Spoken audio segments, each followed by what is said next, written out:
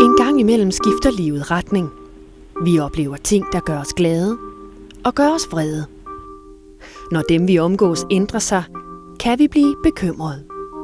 En bekymring, det kræver noget særligt at håndtere.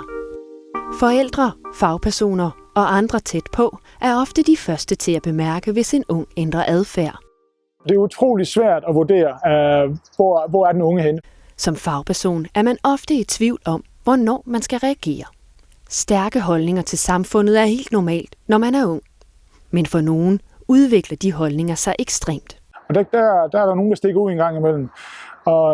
Men omvendt, så er det også rart, at de har en mening. Så det er sådan en gråzone, hvor er det bare fordi, de er en del af en ungdomskultur, der har svingninger, eller er det fordi, de er på vej ud i noget, som måske kunne blive radikalisering? Hos Hotline mod radikalisering kan du som fagperson få hjælp til at håndtere din tvivl. For det kan være svært at gå med alene.